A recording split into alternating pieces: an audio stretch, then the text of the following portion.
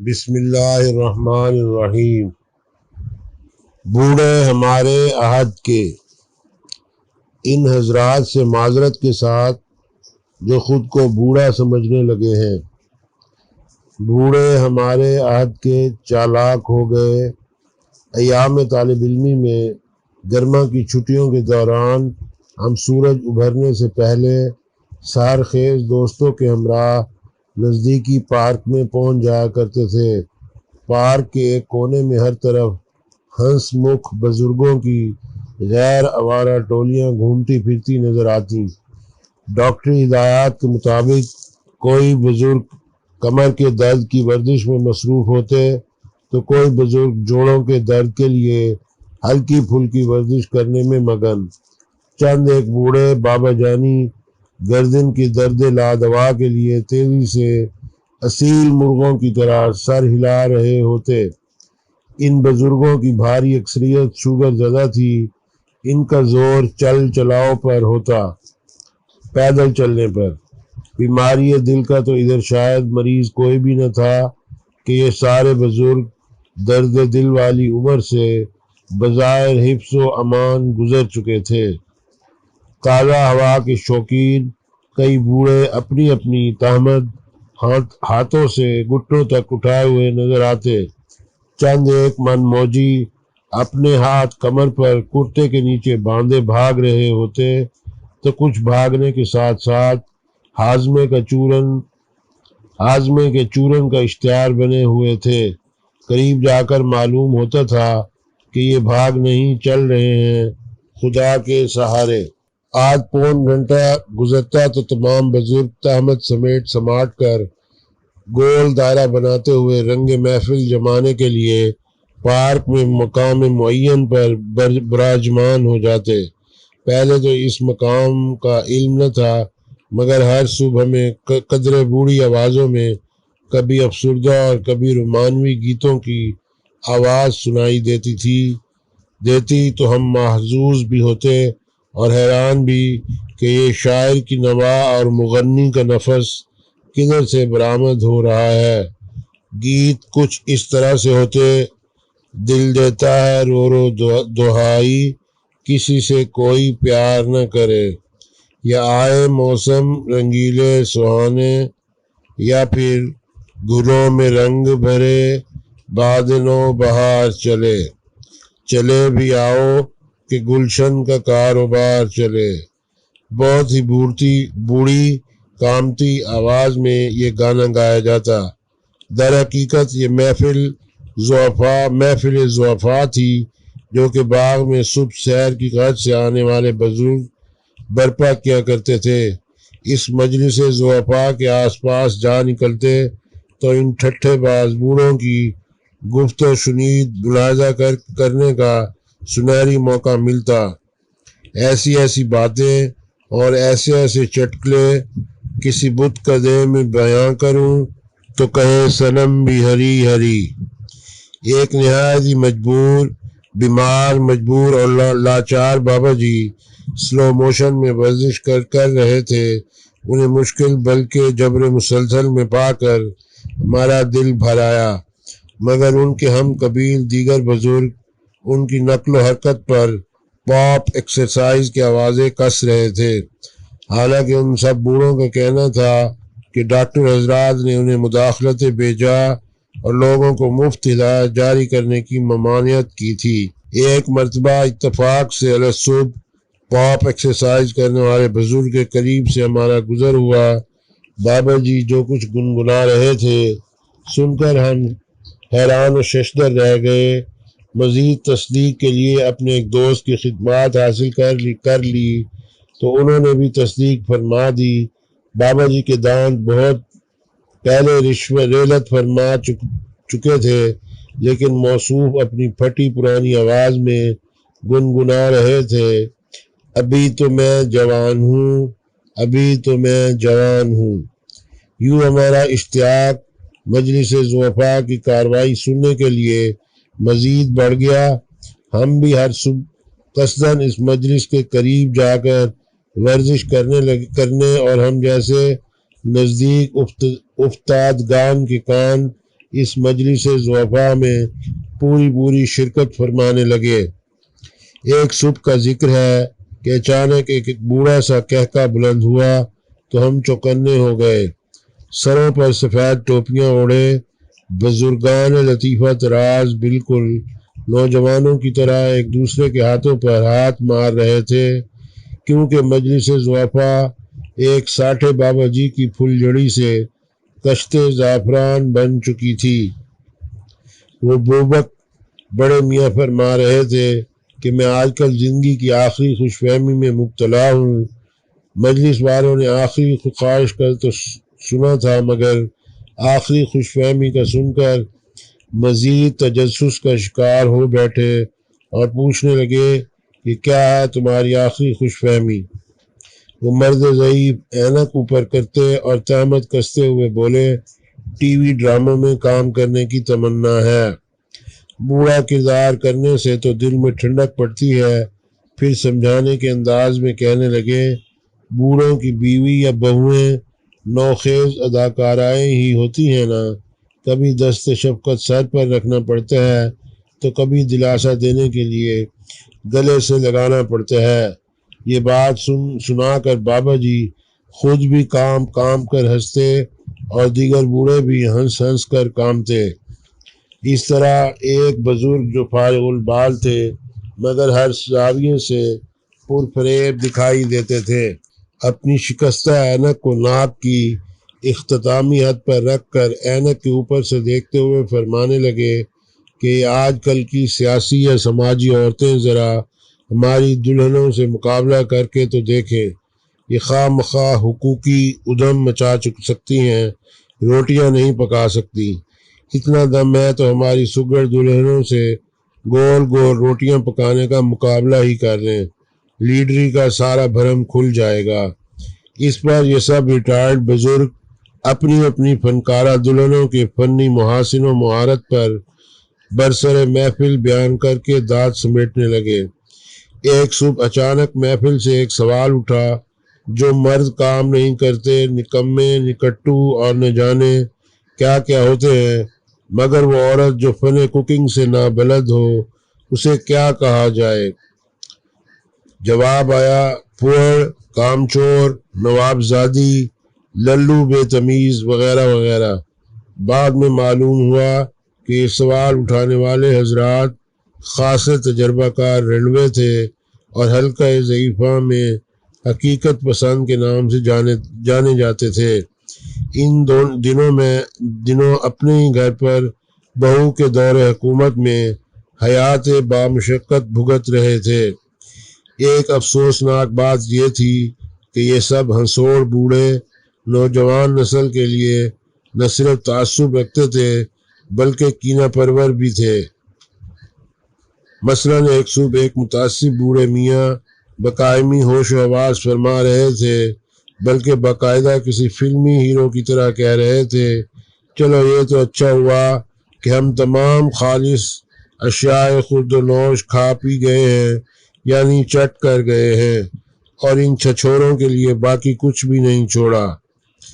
مجلس ضعفاء میں ایک ایسے بابا جی بھی رکنیت حاصل کیے ہوئے تھے جو دل و جان سے نسل نو سے رشتہ اخلاص رکھتے تھے، اور دوسرے بوڑھے فونس بابوں کی نظر میں غدار بلکہ تخریب کار بھی تھے۔ وہ غدار بابا جی دیسی گھی کا نام سنتے ہی بولے، او میاں عقل کے ناخن لو، یہ پہلوانی کا دور تھوڑا ہی ہے، اب تو پہلوانوں کا بسترا اکھاڑوں سمیت گول کر دیا گیا ہے۔ اعلیٰ تعلیم اور فکر معاش سے بچوں کو فرصت ہو تو خالص اشیاء کا فکر کریں۔ غدار بابا جی اس جواب زنی پر 4 5 سٹھائے ہوئے بابے بیک وقت بولنے لگے، تمہارے اوباش نوجوانوں کا عشر تو بابا علم دین نے ٹھیک کیا تھا۔ اب ان میں سے ایک کینہ پرور بزرگ نوجوانوں کی ذلت آمیزی کا قصہ بیان فرمانے لگے۔ قصہ کچھ یوں تھا کہ ان کے محلے میں ایک علم دین نامی بابا جی اپنی بیٹی شمع کے ساتھ رہائش پذیر تھے کہ ایک کالجیٹ چھوکرے کو ان کی بیٹی شمع سے پیار ہو گیا۔ جب بھی وہ بابا علم دین کے گھر کے سامنے سے گزرتا، ہاتھ فضا میں بلند کر کے خدا کے حضور یہ دعا مانگتا ہوا، بلکہ با آواز بلند کہتا ہوا گزر جاتا، علم کی شمع سے ہے مجھ کو محبت یا رب۔ اب یہ تمام بوڑھے ہنستے ہوئے غدار بابا جی سے مخاطب تھے اور سلسلہ غداران کے ان تاریخی پس منظر پر روشنی ڈالنا چاہتے تھے۔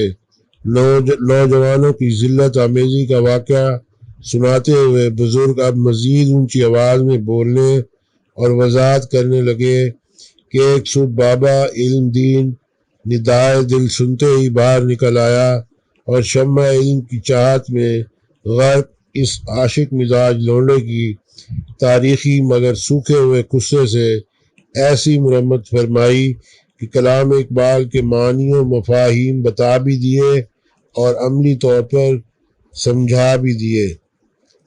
اس رومانٹک قصے کا پورا ہونا تھا کہ پوری مجلس ضعفاء ہنسی سے لوٹ پوٹ ہونے لگی۔ دو چار بزرگوں کو تو کھانسی نے آ لیا، دو چار پیٹ میں درد کی شدت سے آنکھیں موندنے لگے۔ اتنے ہی بزرگ غالباً کچھ تقاضوں کے پیش نظر جائے محفل چھوڑ چھاڑ کر گھر کی طرف بھاگ نکلے۔ جن کا گھر دور تھا وہ قریبی مسجد میں جا گھسے۔ اس صبح کی مجلس ضعفاء کا اختتام اس پر تشدد اور سبق آموز واقعے کے بیان پر ہوا۔ اگلی صبح ایک متکبر مگر خوب روح بابا جی جو کہ ریٹائرڈ سرکاری افسر تھے، خطابیہ انداز میں کہنے لگے کہ ینگ ترنگ نسل ہماری جوتی کے برابر بھی نہیں۔ ہر بات کی نفی کے لیے غدار بابا جی پہلے سے ہی تیار بیٹھے تھے۔ جھٹ سے بولے، برابر ہو بھی نہیں سکتے، تمہاری جوتی 1 فٹ یا 10 انچ سے زیادہ نہیں۔ نوجوان کا سائز قد تو 5 فٹ سے لے کر 6.5 فٹ تک تو عام ہے۔ اس جانبدارانہ رویے اور جوابی جملوں سے غدار بابا جی چشم ضعفاء میں اپنی قدر و منزلت گنوانے لگے۔ اس مجلس ضعفاء کے سب سے کمزور اور معمر ترین رکن جو خود حالت نزع میں تھے اور مجلس والوں کے خیال میں صبح گئے یا شام گئے تھے، ایک عدد بوسیدہ بنیان اور اس سے کہیں مفروق الحال تہمت پہننے، زمانے کی بے ثباتی اور اخلاقی قدروں کی زبوں حالی پر ٹسوے بہاتے رہتے تھے۔ بقول مصفی، یہ زمانہ وہ ہے جس میں بزرگ خرد جتنے انہیں فرض ہو گیا ہے گلہ حیات کرنا۔ مگر وہ غدار بابا جی درجہ کمال کے غدار تھے، آخری دم تک ڈٹے رہے۔ ایک صبح برسر محفل فرمانے لگے، اب تو ہم بوڑھے ماڈرن لڑکیوں کا مقابلہ بھی نہیں کر سکتے، اب لڑکیاں دھڑا دھڑ جوڈو کراٹے سیکھ رہی ہیں۔ باگڑ بلے کے نام سے پکارے جانے والے بزرگ محترم وہیں کہیں موجود تھے، تڑک کر بولے، اب لڑکیوں کی برتری ثابت کرنا چاہتے ہو؟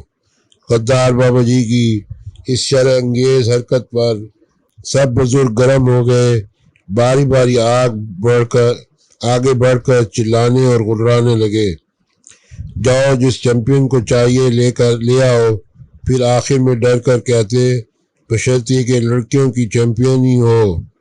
ریٹائرڈ سرکاری افسر جو کہ فوش بکنے میں ماہر سمجھے جاتے تھے، بڑے ہی طمطراق سے یہ مس با آواز بلند پڑھنے لگے، مومن ہے تو بے تیغ بھی لڑتا ہے سپاہی۔ یوں ہر صبح کا آغاز ہر نئی کہانی سے شروع ہوتا۔ ایک صبح ہنائی بالوں والے خوب روح بابا جی نے اچانک جوان ہو جانے کی بحث چھیڑ دی۔ مطلب یہ کہ اگر وہ تمام بزرگ اچانک جوان ہو جائیں تو کیا کریں گے؟ کسی نے کہا وہ حج پر روانہ ہو جائیں گے، کسی نے کہا وہ اعلیٰ تعلیم کے لیے لندن روانہ ہو جائیں گے۔